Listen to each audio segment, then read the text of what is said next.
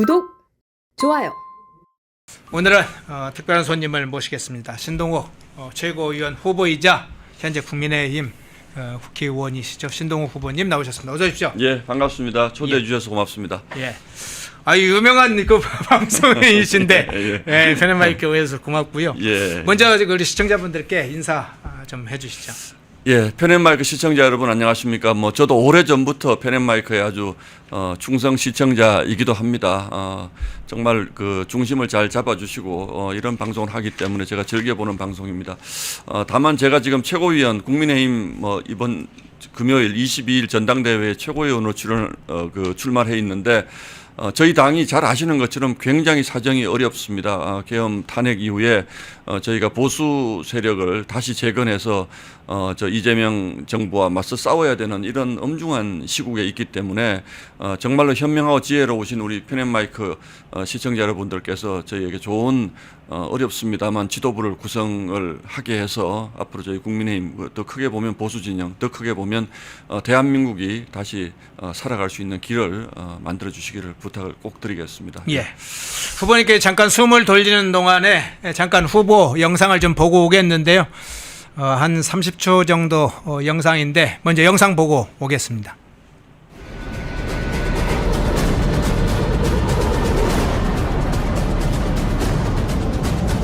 여러분들 창피한 것도 모르고 나라로 가고 있는데 언제까지 내란 타령하실 겁니까? 무슨 내란을 해요?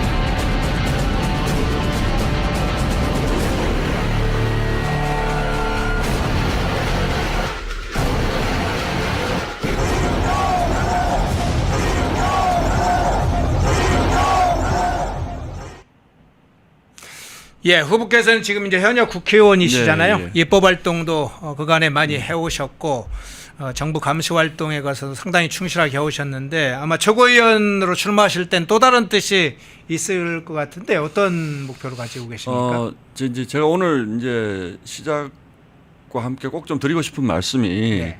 이제 저는 사실 이제 오랫동안 30년 이상 TV 앵커로서 이제 오래 일을 해왔고 이제 마지막 6년은 TV조선에서 아마 다들 기억을 많이 하실 겁니다. 문재인 정부와 싸워서 정권이 바뀌는 그 과정을 또 지켜보고 이제 그랬던 사람인데 제가 당에 이제 국회의원이 되어서 수석 대변인을 3번을 했습니다. 네. 이게 처음에 한 게 이제 원내 수석 대변인을 하면서 계엄 사태가 생겼고, 그 다음에 이제 비대위가 꾸려지면서 이제 비대위 수석 대변인을 했고, 그 다음에 지난 대선 국면에서는 선대위 이제 그러니까 김문수 캠프의 수석 대변인을 했는데, 이게 이제 이런 상황들을 보면서 제가 수석 대변인이라고 하는 것은 어쨌든 개인의 정치적 목소리를 내는 것보다는 당의 어떤 중심 잡힌 목소리를 내는 것, 이것이 이제 가장 중요하거든요. 그러겠죠. 네. 그러다 보니까 이제 많은 분들이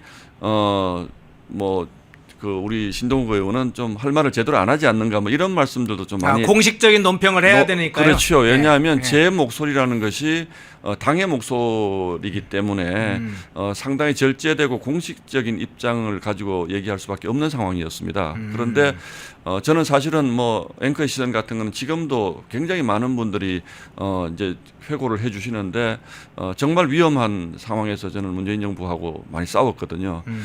그리고 지금도 제 가슴 속에는 울분이 굉장히 많이 있습니다. 저희가 계엄과 탄핵이라는 과정을 지키면서 저희 당이 또는 저희 보수 전체가 어떤 위기에 처하게 됐는가 이런 부분들을 보면서 우리 내부의 문제들, 우리 내부에서 우리를 향해서 공격하시는 분들 이런 분들의 문제를 너무나 생생하게 옆에서 지켜봤기 때문에 이런 부분들을 다음 당 지도부를 구성하시는 분들이 좀 아는 분이 지도부에 들어가야 된다. 이게 우리가 흔히 내부 총질 합니다만 이 내부 총질의 그 근원이 어디에서부터 시작됐던가 이런 부분들에 대해서 저희가 제대로 평가하지 않고 저희가 재건하기 어렵습니다. 그래서 그런 점에서는 물론 제가 장외로 나가서 목소리를 높이고 이런 것도 이제 굉장히 지금은 중요한 국면이 됐습니다만 그러나 지금 우리 당이 왜 여기까지 오게 됐는지를 냉정하게 좀 보는 사람도 필요하다. 그런 점에서 저 가치가 있다고 생각하고 있습니다. 예. 자, 공식적인 논평, 공식적인 입장을 발표했던 그간의 상황을 달리 이제는 이제 본격적으로 무게를 실어서 마음속에 담았던 이야기를 하고 싶다. 저는 그렇게 들려오는데요. 이달 초에 그 방송법 처리 문제 때문에 7시 반 동안 필리버스터를 하셨잖아요. 그때 반미 대통령, 국무총리, 당대표가 여권을 이끌고 있다.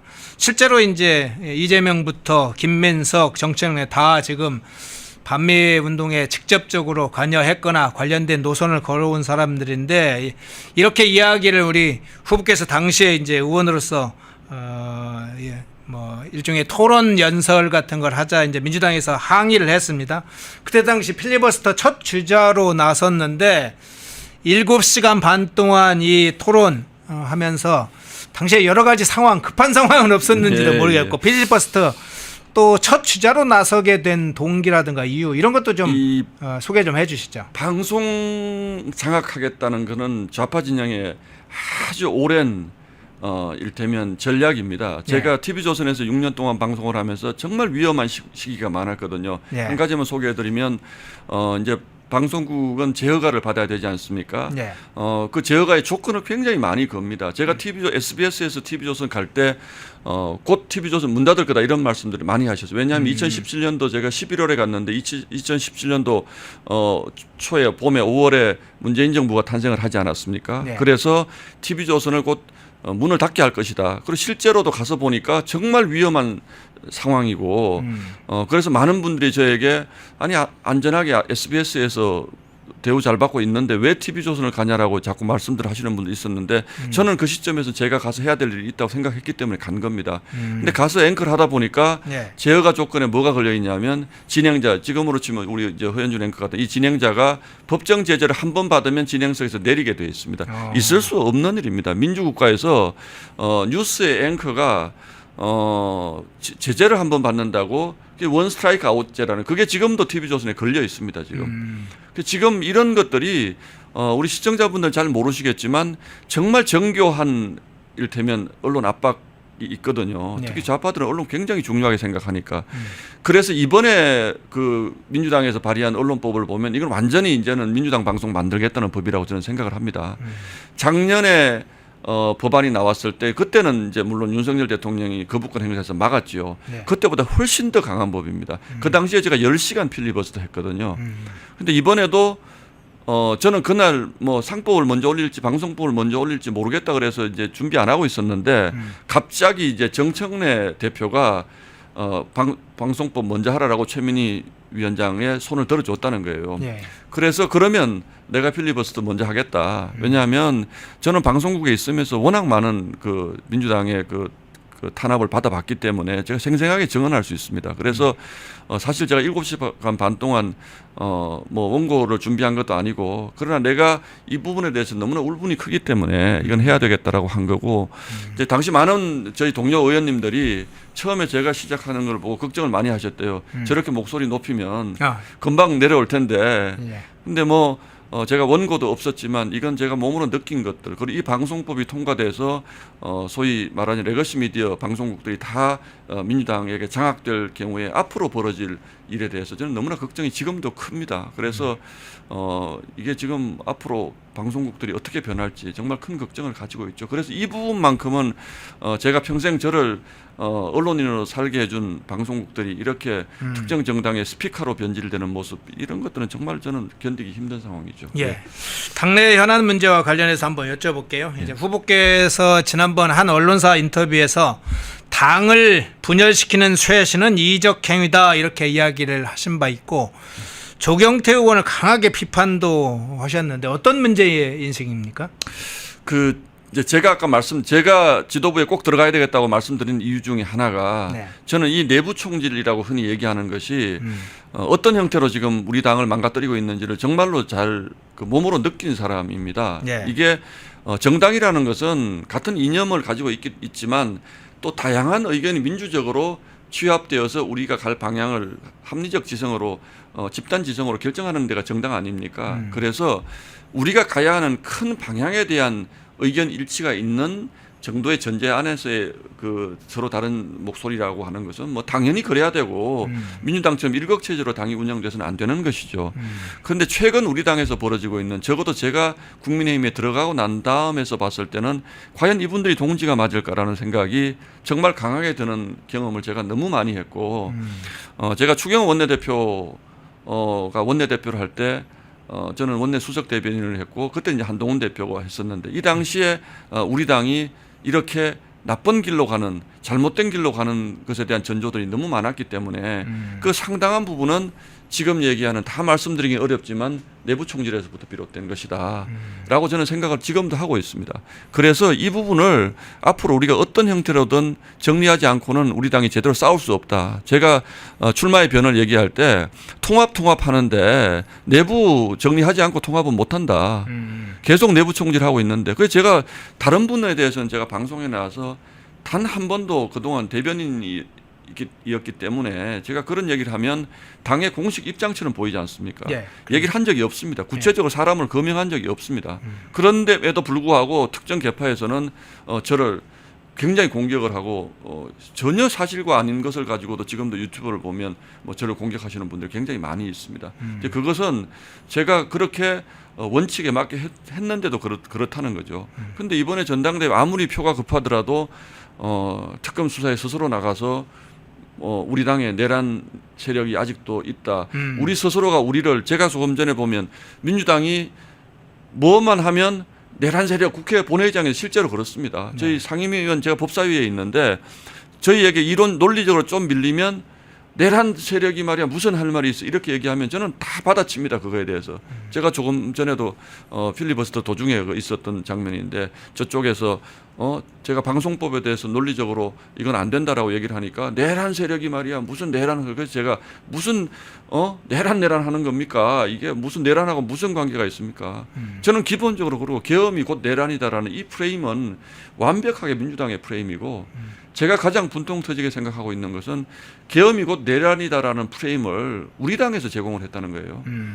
저는 그래서 탄핵도 불가피했다라고 하는 부분도 분명히 있지만 그 탄핵에 이르는 과정들을 보면 우리 스스로가 이건 내란이니까 대통령 직무를 정지시켜야 되고 대통령을 탄핵해야 된다는 이 논리의 흐름으로 이루어진 탄핵이기 때문에 우리가 탄핵을 하든 질서 있는 퇴진을 하든 이렇게 해서는 안 된다라고 제가 끊임없이 말씀을 드렸던 것이고 제가 그래서 헌법재판소 앞에도 나가서 그 철야 시위도 하고 그랬습니다만 당 지도부임에도 불구하고 이런 것들이 너무 심각하다는 거예요. 저희 안에서. 그래서 이 부분은 저희가 다음 당 지도부가 분명히 우리 입장을 정리할 필요가 있다. 물론 잘못된 것도 있으면 사과하고 이 부분은 그렇게 해야 되겠죠. 예. 예. 이 문제는 한번 개파 갈등 문제가 계속 나오니까 이 개파 갈등이 늘 나쁘다고 저는 보이지 않는데요. 뭐 우리 정당사나 서구 정당사에서도 개파 갈등이 때로는 노선을 정립하는데 좋은 때도 있고 변화나 화합을 이루는데 아니죠. 변화나 혁신을 이루는데 동력이 되기도 하는데 지금의 양상은 당내 이 갈등이 막 구구 관련된 프레임 이런 것까지 잘못 가고 있는 거죠. 예. 잘못 그 가고 부분은 있는 어떻게 보십니까? 저는 이번 전당대회에서 가장 안타깝게 생각하는 것 중에 하나가 네. 이번 우리 전당대회는 보수가 재건을 해야 되는 그 지도부를 뽑아야 되는 굉장히 중요한 전당대회고 보수만 그런 것이 아니고 더 크게 보면 대한민국이라는 나라가 과연 제대로 가고 있는가 앞으로 가고 있는가 우리 대한민국의 이 정말 위대한 역사를 우리 보수 대통령들이 이뤄놨지 않습니까?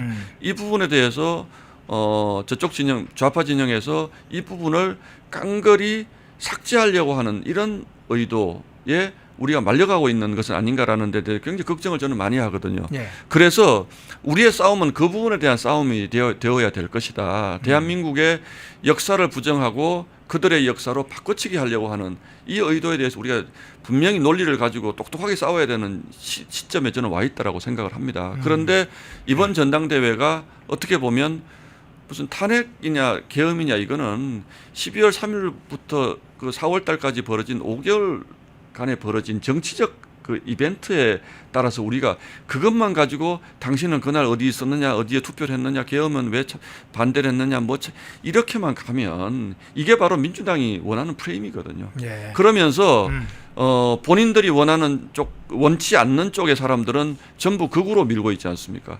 그래서 우리가 극우로 밀려나고 나면 그 자리에 있었던 자리를 본인들이 차지하겠다. 이게 지금 민주당의 프레임인데 저는 우리 당의 당권 주자들이 똑같은 얘기를 하시는 걸 보면서 설사 마음속에 나는 계엄이 잘못됐다고 생각한다. 저도 그렇게 생각을 합니다. 계엄이 잘못됐다고 생각한다. 또 탄핵도 불가피했다고 생각한다라는 생각이 있을 수 있지 않습니까? 예. 거기까지는 우리가 토론해서 생각을 좁힐 수 있다는 거예요. 그런데 그 민주당이 주장하는 그 프레임을 가지고 우리 당 내부 토론을 계속 끌고 가면 이거야말로 민주당이 바라는 거고 이런 와중에 조국을 사면시키고 윤미향을 사면시키고 자기들끼리 국민 대관식 거행하고 이런 상황이 벌어지고 있지 않습니까?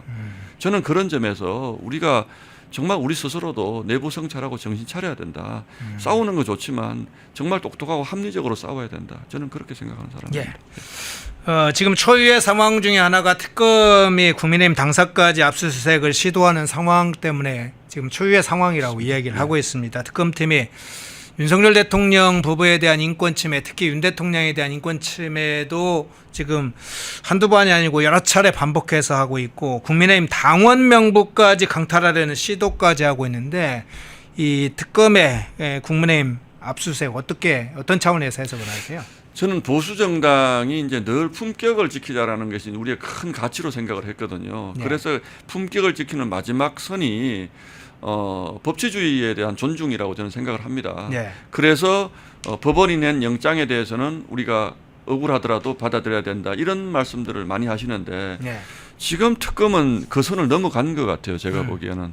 그래서 일단 우리 전당대회 와중에 첫 번째 이런 짓을 하고 있다는 거는 거의 뭐 전당대회 파괴 공작에 가까운 것이라고 생각하고 두 번째 당원 명부에 대해서도 정말로 그들이 우리 당원 중에 일부의 범죄 혐의가 뚜렷해서 확인하고 싶은 게 있으면 협조를 요청하면 되는 거죠. 우리가 가장 이런 압수수색이나 이런 부분에 대해서 우리가 지켜야 될 헌법적 가치가 있는 단체를 어디로 봅니까? 언론사, 정당, 종교단체 아닙니까? 그렇죠. 근데 이 사람들은 지금 이 세 군데에 대해서 다 지금 침탈하고 있습니다. 그러고. 그래서 본인들이 법을 지키는 것이 저희가 보수의 가치라고 생각을 해왔습니다만 지금 민주당이 하는 거 보면 헌법에서 보장하고 있는 최상위의 헌법적 가치를 지금 막 침탈하고 있는 거예요. 그래서 이런 부분에 대해서는 우리가 침묵하면 이것도 보수의 가치를 지키는 것이 아니다. 저는 그렇게 생각을 합니다. 그래서 이 당원 명부가 몇 명이든 이게 중요한 것이 아니고 이런 것들에 대해서 일개 특검이 이 정치적으로 이렇게 명부를 보자라고 하는 것 자체가 저는 용납할 수 없는 거라 보는 거죠. 예. 예. 자, 저희 오늘 아침에 리얼미터 조사를 보니까 이재명의 국정 지지율이 51점 몇 %로 이렇게 포인트로 떨어졌더군요. 예. 지지 이제 특히 한 2주 전 조사라 하면 한 12% 포인트가 추락한 결과이고 직전 조사라 하면 한 5.4% 포인트 떨어졌던데 사면 문제가 연관이 돼 있다 이런 얘기를 많이 분석을 합니다. 조국하고 윤미향 등 여러 죄질이 나쁜 정치인들을 사면한 것이 지지율 추락에도 영향을 줬다 이런 이야기가 드는데 이제 이 대통령이 왜 이렇게 뭐 여러 가지 악재가 될 것이라고 예상을 하기도 했을 텐데 그리고 법여권 내부에 미칠 영향도 감안을 했을 텐데 왜 이렇게 서둘렀다고 보시나요? 저는 예상했던 상황이고요. 예. 이재명 정부를 왜냐하면 이재명 대통령이라는 사람이 본인의 지원제가 굉장히 많은 사람이지 않습니까? 예. 그렇기 때문에 대통령이 되는 과정에서 신세진 세력이 너무 많은 겁니다. 제가 보건대. 그래서 사실은 이재명 정부는 인질 정부라고 저는 생각을 합니다. 정교조의 인질이고 민노총의 인질이고 또 아주 종북 좌파 일부 아직은 남아 있는 이 종북 좌파 세력의 그 인질 정권이라고 생각을 하는데 지금 보면 첫 번째 인사에서 보면 민노총 위원장을 노동부 장관으로 갖다 놓고 또 정교조의 아주 강성 활동가를 교육부 장관을 갖다 놓고 또 아주 조금 전에 언급하신 미국이 보면 기가 막힐 반미주의자들을 전부 주요 그 내각의 강요로 가져다 놓고 이런 것들을 보면 이 정부의 성격이 저는 뚜렷하게 드러나는 것 아닌가라는 생각을 하고 사실 이재명 대통령은 실용을 굉장히 강조했던 사람이거든요. 예. 그래서 우리가 실용주의적 관점에서 보면 있을 수 없는 것들을 하고 있는 겁니다 지금. 그리고 미국도 지금 내일 모레 이제 일본 갔다가 25일날 지금 한미 정상회담이 지금 있지 않습니까? 네네. 지금 미국이 보면 미국의 정보력이 정말 CIA는 어떤 사람이 무슨 얘기를 했는 것까지 다 정상회담 직전에 보고가 될 텐데 지금 이런 상황까지 초래하는 거 보면 이건 단순한 지지율의 문제. 뭐 지지율이야 또 뭐 잠시 일시적으로 올라갔다 내려갔다 하는 것이기 때문에 저는 지지율의 문제라기보다는 이재명 정부가 가진 태생적 한계다라는 게 첫 번째가 있고 두 번째는 사실 정청래 지금 당대표가 되면서 이재명 정부와는 엇박자가 지금 벌써 많이 나고 있지 않습니까? 그러니까 정청래 대표는 본인들을 지지하는 세력이 뭘 원하는지를 가장 예민하게 알고 있는 사람이고 이재명 대통령은 그 본류의 사람이 아닌 말하자면 아웃사이더가 들어와서 이제 그 대통령이 된 사람이니까 못 이기는 거죠. 저는 그래서 문재인 정부 때도 제가 항상 그 앵커의 시선으로 강조했던 부분들이 문재인 대통령이라는 분은 굉장히 사람 좋아 보이잖아요. 인상 좋고. 그렇죠. 그래서 동네 국민들은 아저씨처럼 보이죠. 동네 아저씨처럼 친근하고 이분은 참 뭐 그냥 마음씨 좋고 훌륭한 일만 할 것 같지만 실제로 문재인 정부를 움직인 것은 586 운동권 세력이었기 때문에 사실은 그 문재인 대통령의 그 온화한 미소 뒤에서 사실은 해서는 안 되는 국가를 위해서 해서는 안 되는 일들을 다 하지 않았습니까 사실은. 그 하이라이트가 조국이고요. 그런데 그 조국을 이재명이 사면을 시켰다는 것은 이게 뭐 엄청나게 빚 갚을 일이 있다라고 생각하지 않고서 이럴 수 있습니까? 저는 그렇게 보고 있습니다. 예. 거시적인 문제 한번 좀 여쭤보겠습니다. 이제 국제 정치학 문제인데 약 10여 년 전부터 본격적으로 시진핑의 세계 패권 전략이 외부에 좀 알려졌다고 알려졌지 않습니까? 집권 초반에도 도광양위를 유지하다가 이제 2015년부터 본격화된 걸로 저는 기억을 하는데 그래서 이제 국제사회에 큰 변동이 여러 형태로 생기지 않습니까? 그렇습니다. 우크라이나 전쟁도 생겼고 최근에는 이스라엘과 이란의 공격에 또 미국의 군사적 공격까지 있었습니다. 지금 우리 이제 최근에는 관세 협상까지 트럼프 대통령이 전 세계적으로 무역 관세 협상까지 하고 있는데 이제 한국의 지정학적 상황을 전체적으로 볼 때 이 미국과 국제 상황의 변화 전체적으로 어떻게 상황을 보고 계세요? 저는 2011년부터 2014년까지 워싱턴에서 특파원 생활을 했습니다. 그때 우리 편앤마이크 전영식 대표도 문화일보 특파원으로 제가 같이 했는데 저는 그때 미국에 가서 보면서 세계관이 좀 바뀌었습니다. 그 우리가 미국이 대단한 나라다라는 이런 뭐 1차원적인 세계관이 아니고 정말 우리의 생존과 직결되는 한미 동맹이라고 하는 것은 이게 단순한 말로서 생존과 직결되는 것이 아니고 미국이라는 나라가 자기네들의 세계 전략을 얼마나 치밀하고 엄격하고 무섭게 진행해 가는 나라라는 것을 제가 그때 느꼈습니다.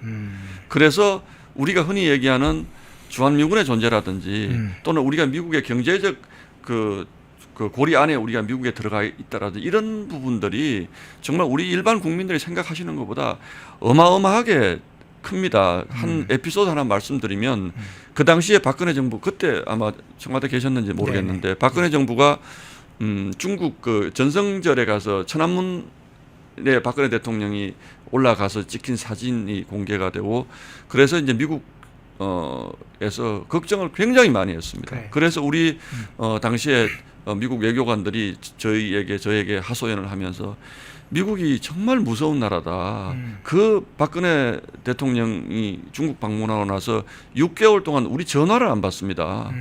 미국 국무부의 관리들이 우리와 아예 만나주지를 않습니다. 이렇게 얘기하는 걸 들으면서 제가 우리가 미국 문제를 뭐 미국에도 땡큐 중국에도 셰셰 이런 낭만적인 언어로 할 수 있는 재단할 수 있는 것은 아니다라는 생각을 그때 했고 지금 최근에 미국 다녀오신 우리 당 의원님들의 말을 들어보니까 미국의 1차적 가장 중요한 관심사는 중국 반중 전선에 너희들이 한국이 들어올 거냐 말 거냐 양발 걸치고 있지 말아라. 저쪽으로 발을 걸칠 것인지 이쪽으로 다리를 걸칠 것인지 이게 이제 가장 큰 관심사라고 하는 것이거든요. 지금 트럼프 행정부하고 우리 이재명 정부와의 사이에서 이게 좀 정상적이지 않잖아요, 지금. 항상 한 동맹 국가는 대통령이 되고 나면 거의 첫 번째로 미국을 방문하고 또 이제 국빈 방문을 하는 것 이것이 이제 관례였고 또 가능하면 미국 의회에서 연설도 한번 하게 해주고 이제 이게 관례였는데 우리가 미국의 무슨 대단히 사대적인 생각 때문에 그러는 것이 아니고 국제 질서라는 게 그렇게 진짜 엄중한 것이지 않습니까? 그런데 우리가 경제적으로 중국 중요하다는 거 다 알고 있습니다. 그러나 우리가 미국과 아주 강구한 한미 동맹이라는 축을 유지할 때 중국과의 경제적 이해관계도 우리가 이익도 챙길 수 있는 것이지 우리가 미국과도 대충하고 중국과도 대충하고 또 뭐 대만과도 우리는 뭐 대충하고 이런 식으로 외교를 해가지고는 제가 보기에는 우리나라는 낙동강 오리알 되는 길로 저는 가고 있다고 봅니다. 그래서 가장 저는 사실 두려운 것이 한미 관계입니다. 사실은 다른 여러분들은 뭐 여러 가지 인사 문제도 거론하시고 여러 가지 합니다만 저는 미국에서 특파원 생활을 했던 사람으로서 느끼는 가장 한미 관계인데 이게 한국 경제에 치명상을 가할 수 있다. 그래서 결국은 정치는 경제고 우리 국민들을 잘 먹고 잘 살게 하기 위해서 하는 것인데 한미 관계 어떻게 풀 것인가 고민해야지. 무슨 지금 또 뭐 며칠 뒤에 추석 앞두고 2차 지원금 그렇게 해서 골목 경제가 살아나서 저 지지율 2% 3% 올리면 그게 무슨 의미가 있습니까? 그리고 지금 제가 좀 흥분했는데 우리 기업들 옥죄는 법 지금 저희가 22일 날 전당대회 하는데 21일 날 본회의 열어서 상법 개정안 그리고 무제한 파업 허용법안 그 소위 노란봉투법이라고 그러죠. 그거 통과시키겠다는 거 아닙니까? 이건 첫 번째 정치 도의상 맞지 않습니다. 22일 날 전당대회 하면 21일 날 그거 막으려면 저희가 필리버스터 해야 되는데 그러면 전당대회를 어떻게 하라는 겁니까?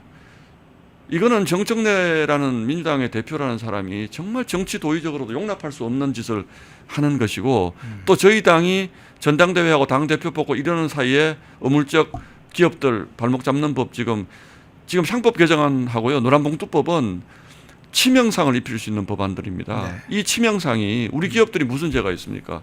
미국에 뭐 몇천억 불 투자하라고 하니까 결국 기업들 돈 그 투자하려고 미국에 다 돈 가져가야죠. 국내에서는 파업하는 거 하나도 책임 안 묻겠다. 상법 개정해가지고 기업들 그 소위 그 기업 대주주들 압박하겠다. 그럼 우리 기업들이 할 수 있는 게 뭐 있습니까? 미국으로 가야죠. 국내에서 기업 못하지 않습니까?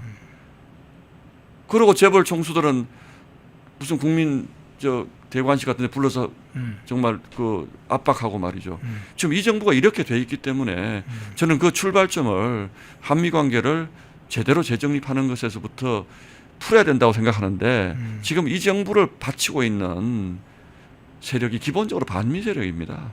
그렇지 않고는 김민석 총리, 정청래 여당 대표가 될 수 없는 것입니다. 제가 보기에는. 그렇기 때문에 걱정이 그렇게 이게 연결이 돼 있군요. 연결이 다 돼 있다고 보는 거죠. 예.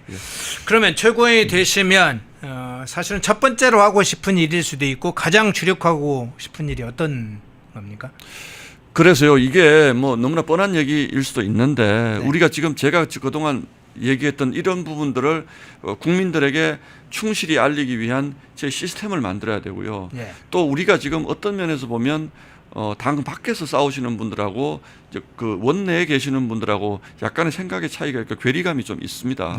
그래서 이제는 우리가 언론 환경도 지금 굉장히 많이 변했기 때문에 옛날처럼 메이저 신문과 소통하고 메이저 방송국과 소통하면 우리가 할 도리를 다 했다라고 생각할 수 있는 시점이 이제 지나갔습니다. 그래서 국민들과 소통하는 노력 또 이게 잘못돼 가고 있다는 것을 가장 효율적으로 국민들 또 우리 당원들에게 알려서 우리가 싸울 때 싸울더라도 우리를 지지할 수 있는 우군을 많이 확장시키는 것들 이것이 결국은 저는 저희 뭐 아주 강한 저희 당 지지자분들에게도 저희가 호소해야 될 부분이지만 또 약간은 저희 당에 등을 돌린 중도층 지지자분들에게도 이 부분은 제가 조금 전에 말씀드린 대한민국이 도대체 지금 앞으로 똑바로 가고 있느냐라는 부분에 대해서는 저는 뭐 끊임없이 외부 강연도 하고 또 이런 제 생각을 알리고 싶은 생각이고 두 번째로 당 안에서도 이런 부분들을 잘 효율적으로 지혜롭게 합리적으로 이런 부분들을 해나갈 수 있는 뭐 TF라든지 이런 부분들은 좀 많이 구성해서 좀 알렸으면 좋겠다. 전략적인 여론전에 상당히 힘을 많이 쏟겠다 이렇게 좀 들리네요. 내부 세력도 구축을 하겠다. 오늘 좀 한 30분 가까이 된 것 같은데 마지막으로 우리 국민의힘 당원들도 계시니까 당원들하고 시청자분들께 전하고 싶은 마지막 메시지 좀 전해주시죠.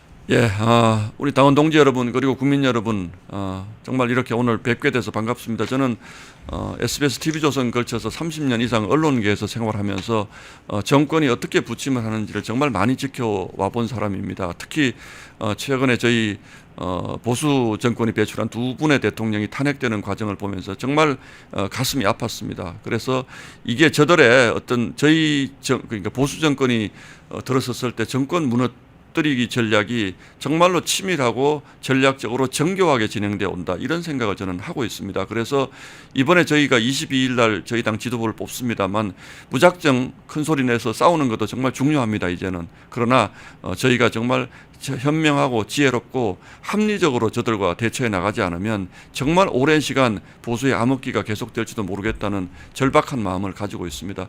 저는 뭐 언론계 생활도 오래 했고 또 당에서 지난 1년 동안 대변인을 계속하면서 정말 저 나름대로는 열심히 했다라고 생각을 하고 있습니다. 이제는 지도부에 들어가서 좀 제대로 된 제 목소리를 낼 수 있게 이번 투표에 21일 이틀 동안 투표하는데 많이 좀 지지를 해주시기를 간곡히 부탁을 드리겠습니다. 고맙습니다. 예, 오늘 특별 인터뷰 현재 국회의원, 국민의힘 국회의원이시면서 국민의힘 최고위원 후보로 출사표를 던지신 신동욱 후보님 모셨습니다. 고맙습니다. 예, 감사합니다. 독립, 성장, 역전, 패낸경제TV 권미란입니다. 8월 25일 매일 저녁 8시 경제독립 8시 라이브 방송이 시작됩니다.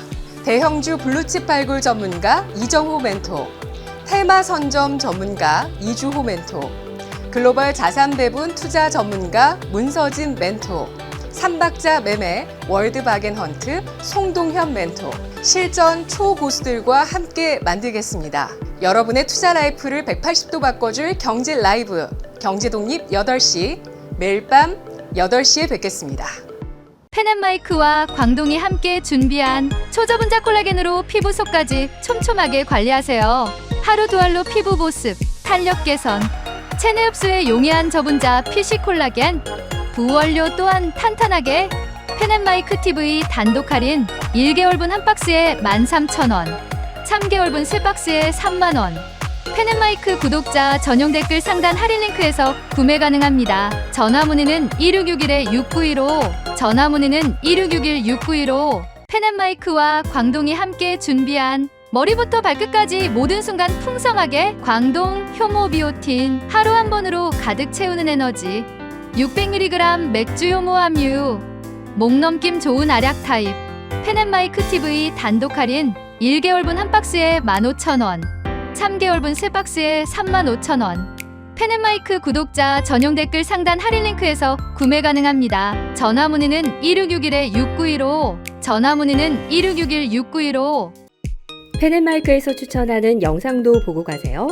다른 영상도 즐기시려면 구독 버튼을 꼭 눌러주세요.